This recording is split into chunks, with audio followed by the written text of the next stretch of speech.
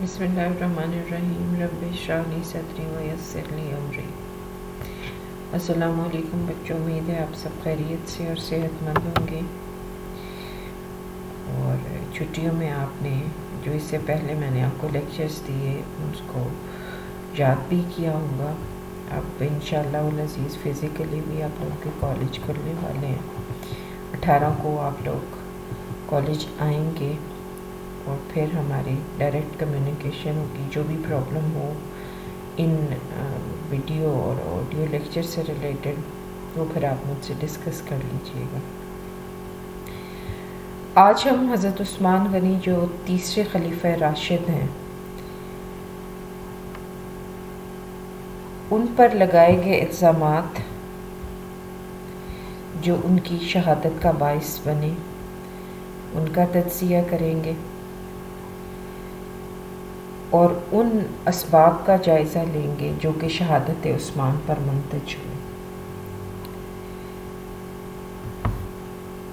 इससे पहले जो दो खुलफ़ाए राशिदीन हैं उनके दौरे हुकूमत में इस्लामी फतूहात का आगाज़ हुआ और मुसलमानों की क़ुव्वत और तवज्जो बैरूनी अरब मरतकज़ रही और उन्होंने शानदार फतूहात हासिल की। हज़रत उस्मान गनी के दौर और ज़माने हुकूमत में फितने का आगाज़ हुआ। इस्लामी फतूहात का सिलसिला बंद हो गया, दाखिली इंतशार पैदा होने लगा। मुफ़सिद लोगों ने अपनी सरगर्मियों से इंतशार को फ़रोग़ दिया और ये इस हद तक तूल पकड़ गया ये फितना और फसाद के बिल आखिर हज़रत उस्मान रज़ी अल्लाह तआला अन्हु की मज़लूमाना शहादत पर इसका ख़त्म हुआ। इस शहादत ने हमारी तारीख़ पर बड़े गहरे असरात छोड़े। इस फितना के असबाब क्या थे, यानी हम उन वाक़यात का जायज़ा लेंगे जो कि शहादत उस्मान पर मुंतज हुए।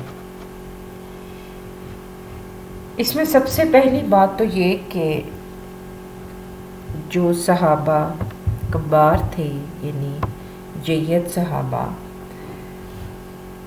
अहद फ़ारूकी तक हुकूमत के अहम मनासिब जो थे वो उनके पास थे। ये वो लोग थे जिन्होंने इस्लाम को अपने खून पसीने से इस्लाम के शजर को सींचा था और उन्होंने हुज़ूर सल्लल्लाहु अलैहि वसल्लम से बराह रास्त उनकी सोहबत में फैज़ हासिल किया था।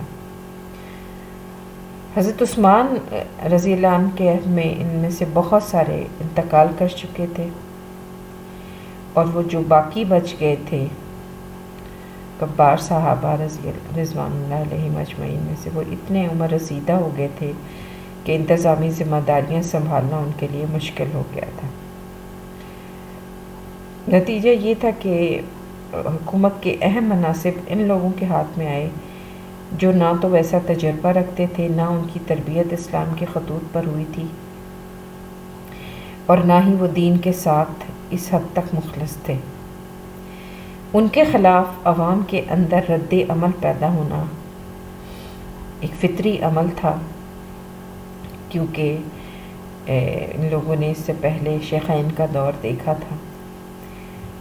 फिर दूसरा सबब जो इसका अगर हम जायज़ा लें वो है अकाबरीन कुरैश को मदीना से बाहर जाने की इजाज़त। हज़रत उमर रज़ी अल्लाह अन्हु ने कुरैश के सरदारों को मफतूहा इलाक़ों में ज़मीन ख़रीदने और आबाद होने से मना कर दिया था। हज़रत उस्मान रज़ी अल्लाह अन्हु ने इस पाबंदी को उठा दिया। अब इस पाबंदी के ख़ात्मे का नतीजा ये निकला कि मफतूहा कौमों ने उन्हें रईसज़ादे और शहज़ादे बना डाला और बास लोग इनसे हसद करने लगे और ख़ुद भी इन लोगों के दिमागों में इक़्तिदार की हवस जो कि मलूकियत की पैदावार होती है वो पैदा होना शुरू हो गई।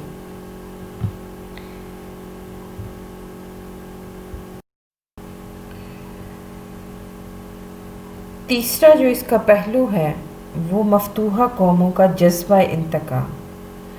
وہ قومیں جو عربوں سے شکست کھا گئی تھیں ان میں سے کچھ لوگ ابھی تک عربوں سے انتقام لینے کے بارے میں سوچ رہے تھے. ابن سبا نے سارا ہنگامہ اسی جذبے کے تحت کھڑا کیا.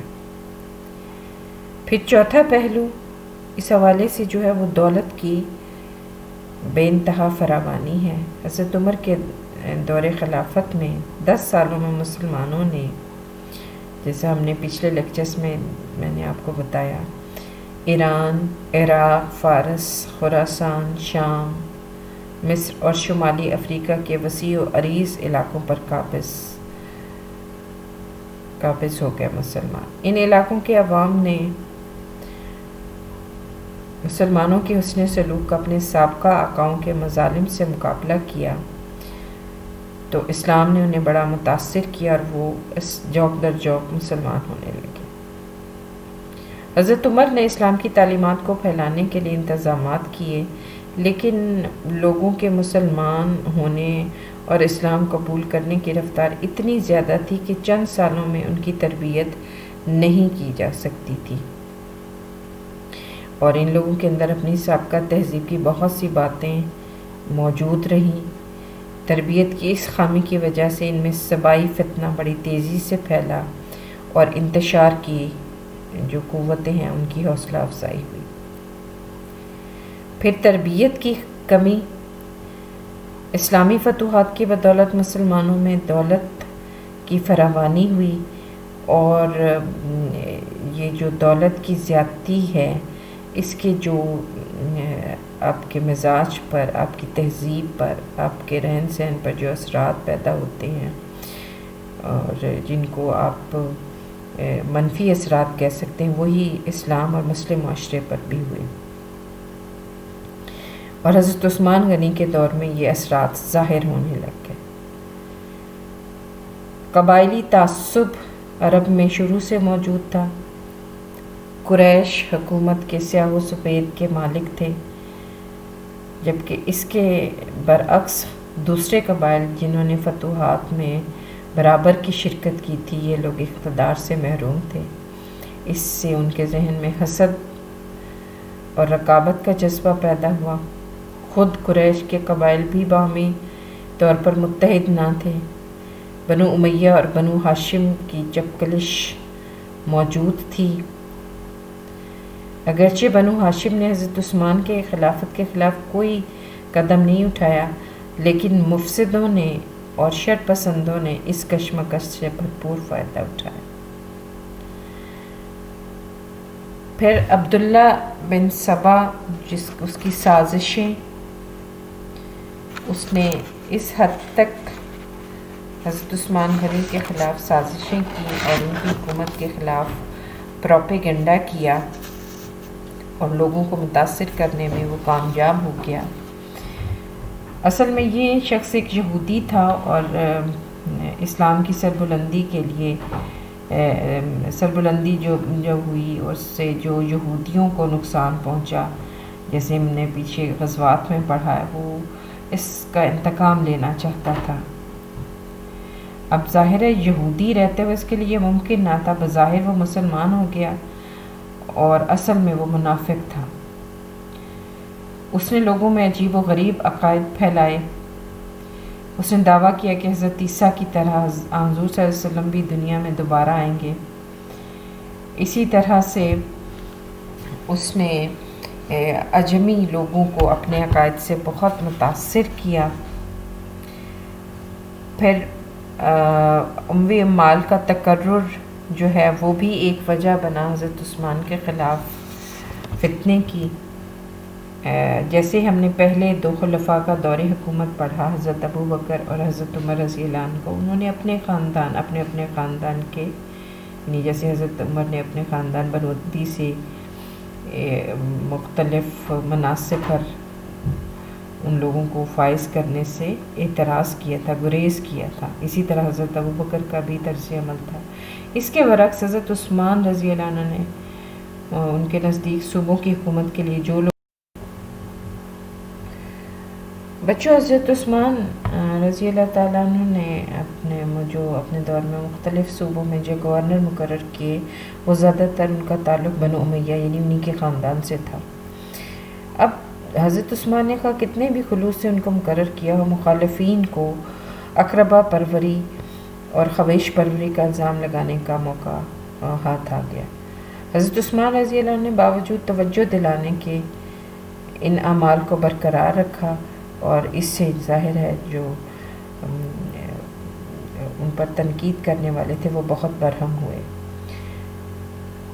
عہد فاروقی تک مسلمانوں کے اتنے محاذوں پر بیرونی طور پر لڑنا پڑا تھا کہ ان میں آپس میں رقابت اور اختلافات اور قبائلی تعصبات کا ہوش ہی نہیں تھا، لیکن عہد عثمانی کے آخری سالوں میں پوری ریاست میں امن اور سکون تھا۔ کہیں کہیں معمولی جنگیں تھیں، اس وجہ سے پرانے قبائلی تعصبات اور ایک دوسرے کے خلاف دشمنی اور عناد اور حسد کا جذبہ دوبارہ ابھر آیا۔ پھر حضرت عثمان رضی اللہ عنہ کے نرم مزاجی، اس سے پہلے حضرت عمر نہایت سخت گرفت کرنے والے تھے، جبکہ حضرت عثمان کا مزاج نرمی کی طرف مائل تھا۔ آپ کے مخالفین کھلم کھلا آپ کے خلاف سازشیں کرتے، لیکن آپ ان پر گرفت نہ کرتے۔ فتنہ اور فساد برپا ہونے کے باوجود آپ نے صحابہ کو مفسدین کے خلاف جنگ کرنے کی اجازت نہیں دی۔ اس نرم مزاجی کی بدولت ان کے خلاف سازشیں کامیاب ہو گئیں۔ آئیے اب ہم وہ الزامات جو کہ ان کے مخالفین ان پر لگاتے ہیں ان کا تجزیہ کرتے ہیں، جو کہ بالآخر ان کی شہادت کے سانحے پر منتج ہوئے۔ اس میں سب سے پہلا یہ ان پر الزام لگایا جاتا ہے، اعتراض کیا جاتا ہے کہ آپ نے بڑے بڑے صحابہ جیسے مغیرہ بن شعبہ، ابو موسیٰ اشعری، سعد بن ابی وقاص، عبداللہ بن مسعود، ارقم اور عمرو بن العاص کو رضی اللہ تعالیٰ عنہ کو معزول کیا اور ان کی جگہ اپنے خاندان یعنی بنو امیہ کے ناتجربہ کار لوگوں کو مقرر کیا۔ اب کسی بھی والی یا عامل کی معزولی خواہ وہ صحابی ہی کیوں نہ ہو، اعتراض کے قابل نہیں ہے اگر اس کے لیے معقول وجہ موجود ہو۔ اس کے حوالے سے اگر ہم دیکھیں تاریخی طور پر تو حضرت عمر رضی اللہ عنہ کے دور میں ہمیں ایسی مثالیں ملتی ہیں جب انہوں نے خالد بن ولید کو معزول کر دیا تھا، اور یہ کوئی قابل اعتراض بات نہیں تھی۔ جب ان کے خلاف شکایت ہوئی انہوں نے ان کو معزول کر دیا۔ حضرت عثمان نے مغیرہ بن شعبہ کو اس لیے معزول کیا کہ حضرت عمر اس کی وصیت کر گئے تھے۔ ابو موسیٰ اشعری کے خلاف بصرہ کے عوام نے شکایت کی تھی، اس وجہ سے انہیں معزول کر دیا گیا، لیکن چند سال کے بعد کوفہ کا گورنر بنا دیا گیا۔ سعد بن ابی وقاص رضی اللہ عنہ کی معزولی کی وجہ یہ تھی کہ انہوں نے بیت المال سے ایک رقم قرض لی تھی، لیکن وہ اسے ادا نہ کر سکے اور محتمِ بیت المال عبداللہ بن مسعود رضی اللہ عنہ سے تلخ کلامی کی نوبت آ گئی۔ عبداللہ بن مسعود رضی اللہ عنہ کو ان کی پیرانہ سالی کی وجہ سے ریٹائر کیا گیا اور ان کی جگہ زید بن ثابت رضی اللہ عنہ جیسے صحابی کی تقرری عمل میں آئی۔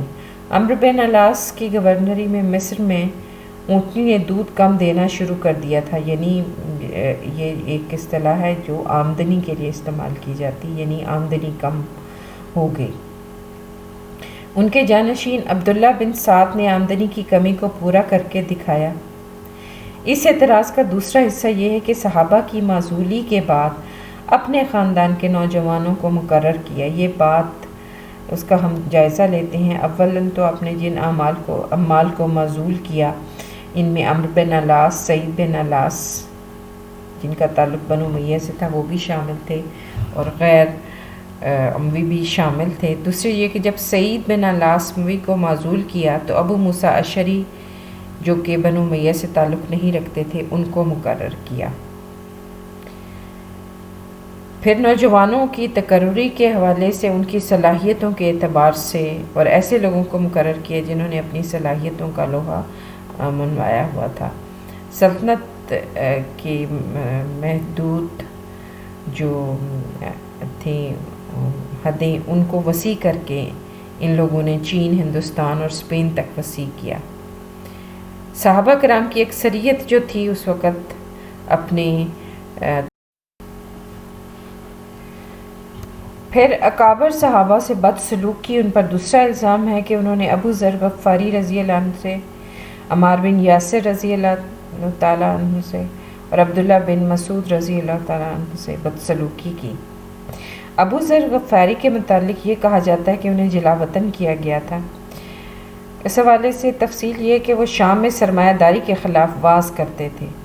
ان کے مسلک کے مطابق کل کے لیے کچھ بچا رکھنا توکل کے خلاف تھا، اس لیے امیر معاویہ کا طرز رہائش انہیں بہت کھٹکتا تھا اور معاویہ کو یہ خدشہ تھا کہ شام میں بد امنی پھیل جائے گی، اس لیے خلیفہ سے انہیں واپس مدینہ بلانے کے لیے کہا اور خلیفہ نے انہیں واپس مدینہ بلا لیا اور کہا کہ آپ یہیں رہیں، میں آپ کی کفالت کروں گا۔ لیکن حضرت ابو ذر غفاری رضی اللہ تعالیٰ عنہ دنیاوی مال و متاع سے بے نیاز تھے، اس لیے مکہ کے قریب سکونت پذیر ہو گئے اور تمام معاملات دنیا سے قطع تعلق ہی کر لی۔ اسی طرح حضرت عمار بن یاسر رضی اللہ تعالیٰ عنہ کے حوالے سے حضرت عثمان نے ان کی اس بات پر فہمائش کی تھی کہ انہیں مصر میں مقیم ہونے کے بجائے مدینہ واپس آ کر رپورٹ دینی چاہیے تھی، اور یہ کوئی ایسی بات نہیں تھی، غلط بات نہیں تھی کہ آ کے خلیفہ کو رپورٹ دی جائے۔ حضرت عثمان غنی جیسے نرم کو آدمی سے یہ توقع بھی نہیں کی جا سکتی تھی کہ وہ کسی سے بدسلوکی کریں گے۔ عبداللہ بن مسعود رضی اللہ عنہ کا وظیفہ بند کرنے کی وجہ یہ تھی کہ حضرت عثمان رضی اللہ تعالیٰ عنہ نے امت مسلمہ کو ایک قرآن پر متحد کیا، لیکن عبداللہ اپنے مصحف کو پڑھنے پر اصرار کرتے رہے۔ اس وقت کے لوگ تو اس بات کو سمجھتے تھے کہ عبداللہ بن مسعود نے جو ترتیب دے رکھی کتاب اللہ کو، اصل ترتیب وہی ہے جو حضرت ابوبکر صدیق کے زمانے میں دی گئی تھی اور جس کا نسخہ حضرت حفصہ رضی اللہ تعالیٰ عنہ کے پاس ان سے لے کر حضرت عثمان غنی نے اس کی نقلیں کروائی تھیں۔ اب بعد میں امت مسلمہ کو کسی انتشار سے بچانے کی غرض سے انہوں نے عبداللہ بن مسعود سے ان کا مصحف حاصل کرنے کے لیے سختی کی۔ پھر بیت المال پر ناجائز تصرف بھی ایک الزام ہے جو ان پر لگایا جاتا ہے۔ شروع سے جیسے ہم جانتے ہیں کہ پیچھے حضور صلی اللہ علیہ وسلم اور قبولیت اسلام کے بعد انہوں نے ہمیشہ اسلام کے لیے اپنے دریا دلی سے خرچ کیا۔ ان کی بے پناہ سخاوت کی وجہ سے انہیں غنی کہا جاتا ہے۔ اب اس حوالے سے کہ بیت المال میں جو ناجائز تصرف ہوا، بعض واقعات کا حوالہ دیا جاتا ہے، یہ کہ مروان کو طرابلس کے مال غنیمت کا خمس دے دیا تھا، یہ بات غلط ہے۔ مروان نے اس مال کو 5 لاکھ درہم میں خریدا تھا اور یہ کوئی معیوب بات نہیں۔ اسی طرح یہ کہا جاتا ہے کہ عبداللہ بن ابی سرح کو طرابلس کے خمس کا 5واں حصہ دیا، حالانکہ اصل واقعات یہ ہیں کہ عبداللہ کی حوصلہ افزائی کے لیے آپ نے انعام کے طور پر یہ وعدہ فرمایا تھا، لیکن جب مسلمانوں نے اعتراض کیا تو آپ نے ان سے یہ مال واپس لے لیا۔ عبداللہ بن خالد کو بھی ان کی خدمات کے صلے میں 50,000 درہم دیے گئے، لیکن جب مسلمانوں نے اعتراض کیا تو واپس لے لیے۔ پھر بقی کی چراگاہ کا ذاتی استعمال بھی ان پر ایک اعتراض ہے۔ بقی کی چراگاہ حضرت عمر رضی اللہ تعالیٰ عنہ کے زمانے ہی سے بیت المال کے جانوروں کے لیے وقف ہو چکی تھی اور اس کی یہی صورت حضرت عثمان غنی کے دور میں بھی قائم رکھی گئی۔ حضرت عثمان رضی اللہ عنہ کے پاس جو خود ملکیت میں تھے وہ 2 اونٹ تھے، جن کے لیے کسی چراگاہ کو اپنے لیے وقف کرنے کا سوال ہی پیدا نہیں ہوتا تھا۔ پھر ان پر ایک یہ بھی الزام لگایا جاتا ہے کہ انہوں نے اپنے گورنروں اور عمال کی جو بدعنوانی ہیں اس کا تدارک نہیں کیا۔ اس الزام کی دلیل اور اس میں حقیقت یوں بھی نہیں ہے کہ جو شکایت اپنے عمال کے خلاف عثمان غنی کو موصول ہوتی ہے، آپ نے اس کا ازالہ کرنے کے لیے تحقیقاتی کمیشن بھی مقرر کیے، اور جس گورنر کے خلاف لوگوں نے جس بد اعتمادی کا اظہار کیا اس کو معزول کر دیا۔ سعید بن الاس کی معزولی اس پر دلیل کے طور پر پیش کی جا سکتی ہے۔ پھر ایک اور الزام یہ لگایا جاتا ہے کہ انہوں نے اجرائے حدود میں غفلت کی۔ یعنی حضرت عثمان نے شرعی حدود نافذ کرنے میں غفلت برتی۔ دو واقعات اس سلسلے میں پیش کیے جاتے ہیں، ایک یہ کہ حضرت عمر رضی اللہ تعالیٰ عنہ کے صاحبزادے عبید اللہ سے رمضان کے قتل کا قصاص نہیں لیا، دوسرے یہ کہ ولید بن عقبہ پر شراب خوری کی حد جاری نہ کی۔ تفصیل اس کی یہ ہے کہ عبید اللہ بن عمر نے ہرمزان نامی ایرانی سردار کو اس شبہ میں قتل کر دیا تھا کہ حضرت عمر رضی اللہ عنہ کو شہید کرنے میں اس کا ہاتھ ہے۔ حضرت عثمان رضی اللہ عنہ کی خلافت کے بعد سب سے پہلا مقدمہ جو آپ کے سامنے پیش کیا گیا تھا وہ یہی تھا۔ حضرت عثمان رضی اللہ عنہ نے مجلس شورا کی اکثریت کا رجحان یہ دیکھا کہ حضرت عمر کی شہادت کے فوراً بعد ان کے بیٹے کا قتل مناسب نہیں، اس لیے ان کی طرف سے خود ہی خون بہا ادا کیا۔ ہرمزان کے ورثہ چونکہ موجود نہ تھے، اس لیے اسلامی ریاست تھی اس کی وارث تھی اور اسلامی حکومت کے سربراہ کی حیثیت سے مقتول کی طرف سے قصاص معاف کرنے کا آپ کو حق تھا، اس لیے اس میں نہ کوئی چیز غیر شرعی ہے اور نہ قابل اعتراض، بلکہ اس کے برعکس اگر یہ کہا جاتا تو نہایت نامناسب ہوتا کہ اس واقعہ کو اعتراض کی شکل دینے والے نہایت شقی القلب واقع ہوئے تھے۔ دوسرا مقدمہ ولید بن عقبہ پر حد جاری کرنے کا ہے۔ یہ کوفہ کے گورنر تھے۔ ابو زبیدہ شاعر سے دوستانہ مراسم رکھتے تھے، جس نے نصرانیت ترک کر کے اسلام قبول کرنے کے باوجود شراب نوشی کو ترک نہیں کیا تھا۔ اس کے ساتھ دوستی کی وجہ سے لوگ ولید کے بارے میں یہ بھی گمان رکھتے تھے کہ وہ شراب پیتا ہے۔ جب اس امر کی شکایت خلیفہ کو کی گئی تو حسب ضابطہ گواہیاں طلب کی گئیں، شہادت مہیا نہ ہو سکی، اس لیے حد جاری نہ کی گئی۔ بالآخر اس حد تک جب شہادت فراہم ہو گئی کہ ولید نے شراب کی قے کی ہے، اس لیے ان پر حد جاری کر دی گئی۔ لہٰذا یہ کہنا کہ حد کے اجرا میں تغافل برتا گیا یہ بھی درست نہیں۔ انہوں نے اس پر حد جاری کر کے اسے معزول بھی کر دیا۔ ساتواں اعتراض جو کیا جاتا ہے کہ آپ نے مصحف صدیقی کے علاوہ قرآن پاک کے تمام نسخے ضائع کر دیے۔ پھر آپ پر یہ بھی الزام ہے کہ آپ نے یہ بدعت شروع کی کہ منی میں 2 کی بجائے 4 رکعتیں نماز ادا کی۔ حضرت عثمان رضی اللہ عنہ نے اس کی وضاحت خود ہی کر دی کہ چونکہ مکہ پہنچ کر میرا ارادہ یہاں مستقل قیام کرنے کا ہو گیا تھا، اس لیے میں نے 2 کی بجائے پوری نماز ادا کی۔ زیادہ سے زیادہ یہ کہا جا سکتا ہے کہ منی میں 2 رکعتیں سفر کی وجہ سے نہیں بلکہ حج کی رسم کے طور پر ادا کی جاتی ہیں، اور حضرت عثمان رضی اللہ عنہ نے 2 کی بجائے 4 رکعتیں پڑھ کر اجتہادی غلطی کی ہے۔ اسے بدعت قرار دینا انتہا پسندی اور تشدد کی علامت ہے۔ پھر ایک اور اعتراض حکم بن الاس کی جلاوطنی کو ختم کرنا۔ یہ وہ شخص تھا جس کو حضور صلی اللہ علیہ وآلہ وسلم نے جلاوطن کر دیا تھا۔ حضرت شیخین کے دور میں بھی یہ شخص جلاوطن ہی رہا، لیکن حضرت عثمان نے اس کو اپنے دور میں واپس آنے کی اجازت دے دی۔ جب لوگوں نے اس بات پر اعتراض کیا تو حضرت عثمان نے وضاحت کی کہ حضور صلی اللہ علیہ وسلم نے وصال سے قبل اس کی واپسی کی انہیں اجازت دے دی تھی۔ پھر مصری وفد سے بدعہدی، سب سے بڑا الزام جس کی بنا پر مصری جو فتنہ پسند گروہ تھا اس نے آپ کو شہید کیا تھا، یہ تھا کہ آپ نے ان کے ساتھ بدعہدی کی ہے۔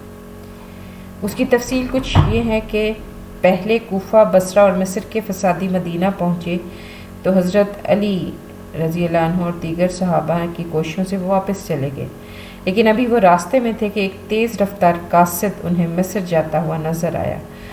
ان لوگوں نے اس کو پکڑ کر تلاشی لی تو اس کے پاس سے ایک خط برآمد ہوا جو خلیفہ کی طرف سے حاکم مصر کے نام لکھا تھا، اور اس میں سارے مصری وفد کو قتل کر دینے کا حکم تھا۔ اب ظاہر ہے یہ وفد تو صلح کے ساتھ واپس جا رہا تھا، اس میں جب اس نے اس قاصد کے ہاتھ اپنے قتل کا حکم دیکھا تو یہ واپس لوٹ آیا۔